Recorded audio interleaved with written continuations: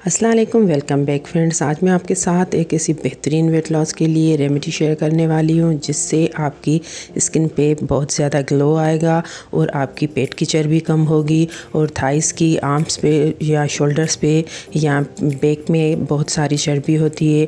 और ऐसी ख़वातीन जो डिलीवरी के बाद ये शिकायत करती हैं कि पेट हमारा बाहर निकल आया है या सीज़र के बाद, नॉर्मल डिलीवरी के बाद हमारा पेट बहुत ज़्यादा बाहर निकल आया है, अब कोई भी रेमेडीज़ यूज़ करने से हमारा पेट अंदर नहीं हो रहा, काफ़ी हम इसके लिए स्ट्रगल कर चुके हैं, तो उनके लिए है ये आज रेमेडी। आप ये यूज़ करें नेचुरल चीज़ों से, इंशाल्लाह आपको इससे बहुत ज़्यादा फ़र्क मिलेगा और हर कोई ये यूज़ कर सकता है। तो चलिए फ्रेंड्स, रेमेडी की तरफ चलते हैं।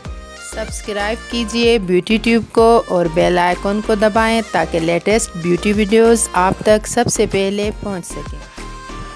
तो उसके लिए फ्रेंड्स आपको सिर्फ़ एक चीज़ चाहिए होगी, वो है मिंट यानी कि पुदीना। सिर्फ़ उसकी एक गड्डी पूरी आपको ले लेनी है।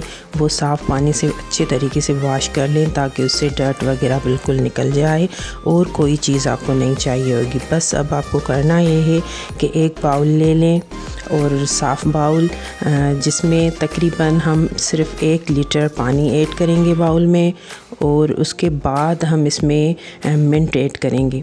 1 लीटर पानी वैसे भी हमें पूरे दिन में पीना होता है, तो हम अगर इस रेमेडी के थ्रू ये पी लेंगे तो ये हमारी हेल्थ के लिए काफ़ी बेहतर ऐसे भी रहेगा, क्योंकि पानी है और मिंट में जो खूबियाँ हैं वो मैं आपको बताती हूँ कि आपके बेली के फेट को क्या करने वाली हैं। तो आप ये इसमें ऐड कर लें अच्छी तरीके से ताकि ये इसमें अंदर अच्छे तरीके से हो जाएं। तो उसके बाद आप ये चूल्हे पे रखेंगी गर्म होने के लिए।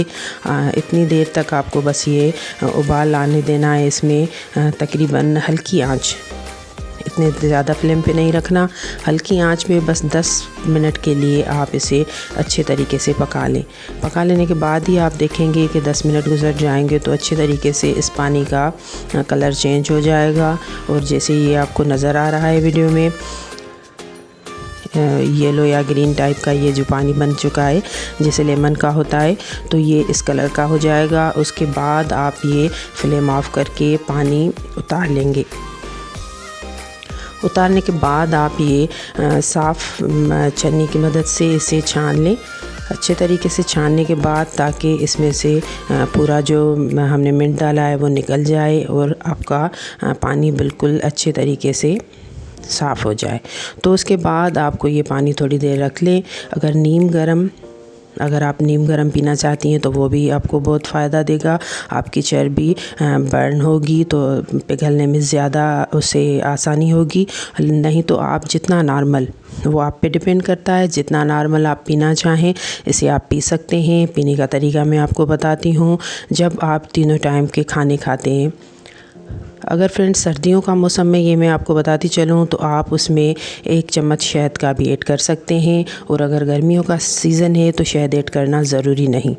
तो आपको क्या करना है कि तीनों टाइम के जो आप खाने खाते हैं उससे पहले आपको 1 गिलास पिएँ, तीनों टाइमों के खाने से पहले, तो भी बेस्ट है। अगर आप चाहते हैं कि इतना 1 गिलास फुल पानी आप नहीं पी रहे तो 1 कप भी काफ़ी है।